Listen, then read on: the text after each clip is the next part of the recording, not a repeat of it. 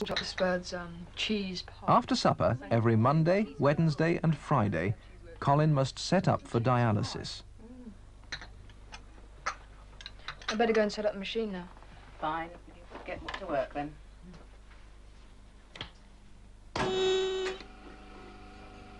Setting up takes about 3/4 of an hour.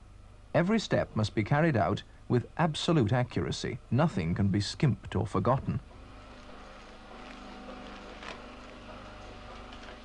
Colin was started on dialysis at hospital when his kidneys became too diseased to function.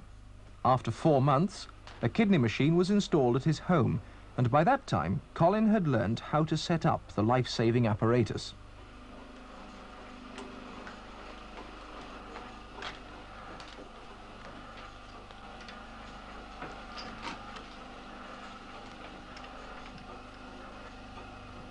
The machine has a number of safety alarms which will sound if something goes wrong during dialysis.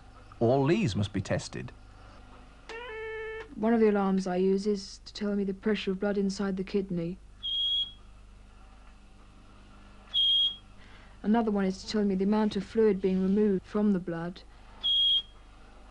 And the third one is to tell me the temperature inside the filter.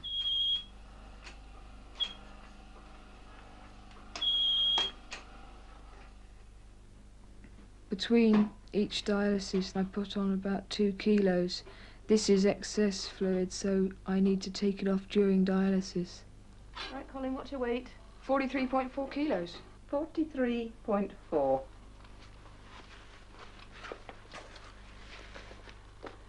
Found it tonight? Oh, yeah.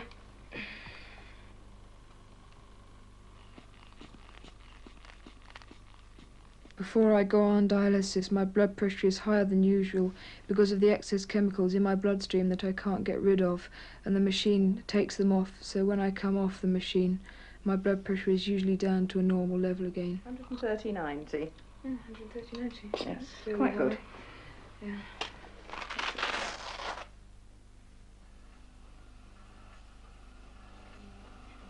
When I come to put my needles in, I have to clean my arm first of all, and then into the area where I'm going to put the needle I put a local anaesthetic. Then I put the large needle through the skin into the vein. It's not in yet. No, but it's giving. Go deeper. On dialysis I use 2 needles. One is pointing in the opposite direction of the flow in my vein to get the full pressure pushing it out into the system. The other needle coming back in again is pointing in the same direction as the flow, so it pulls all the blood back into the vein. That was really good. When the needles are in, I can usually relax because I know that I've got them in and I've got over the worst part of the dialysis, so I feel pretty good then. Yeah, it's coming through. That's fine. Yeah, coming out. It takes less than 2 minutes for the blood to circulate through the machine and back into the arm. For the next 10 hours, Colin has a working kidney again. The one consolation of being on dialysis is that I can eat and drink as though my kidney was working again. I look forward to having things I can't usually have, things with excess salt like crisps and peanuts and things like that. And I also am allowed to drink as much as I like for the first 5 hours.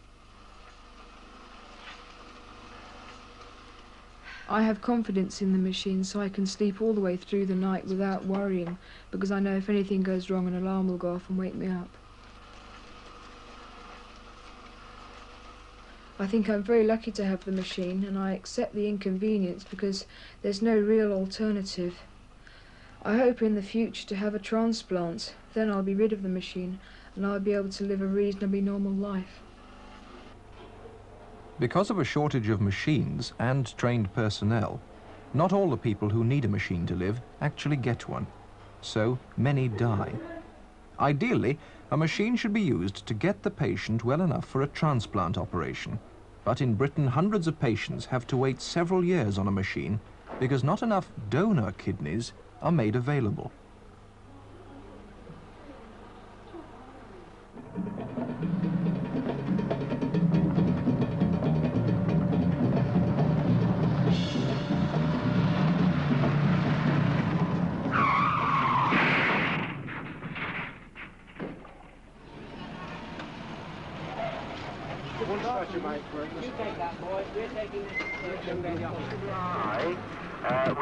We have left the scene of the accident. We're on the way to you.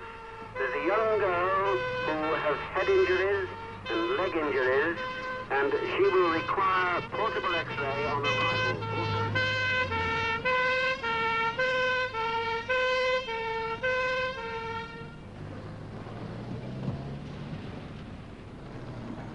A patient who is very severely injured is rushed to the intensive care unit of the hospital. The staff do everything possible to keep the patient alive, but sometimes even the most advanced medical care can't save life. In their efforts to keep him alive, the staff may not realize that the patient is a potential kidney donor. If he dies, the kidneys must be removed within an hour of death if they are to be usable for transplantation. So, at this difficult time, the grief-stricken relatives may have to be contacted for permission to remove the kidneys.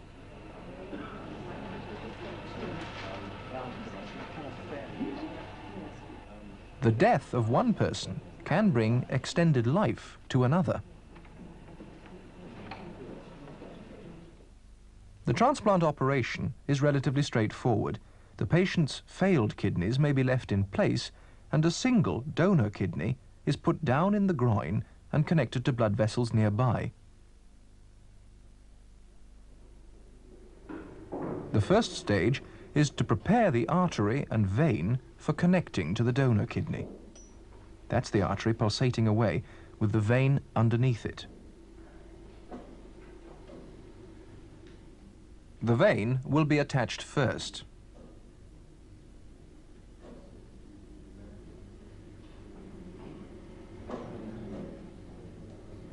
The stump of the vein on the kidney will be sewn into an incision made in the vein in the body.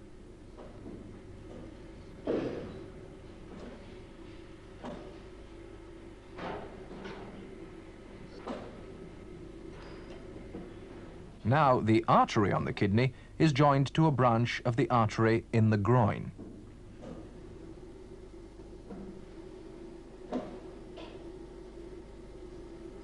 Once the arteries and veins are joined, the blood can flow through the kidney.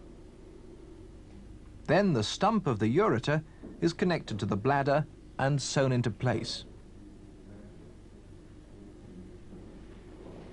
Nearly 500 transplant operations are performed every year in Britain, but even so, hundreds of patients are still waiting to be offered a suitable donor kidney.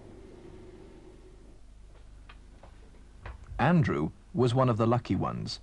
He had a transplant 3 years ago, and 6 months later started work at these stores, where he's now a sales representative. At the point of transplant, I was very weak and wasn't able to walk about much or lift or anything like this.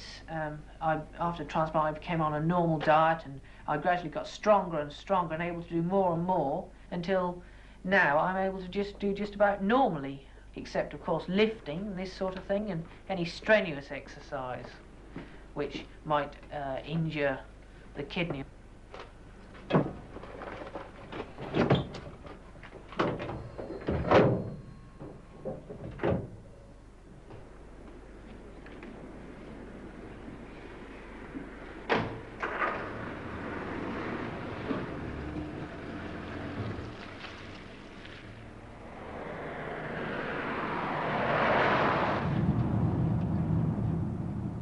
I owe my life to the doctors and surgeons who made this transplant possible, and all who helped when I was on dialysis and kept me alive during the first years of illness. Since the transplant, I've never looked back. I've got better and better all the time, until I shall lead a completely normal life fairly shortly.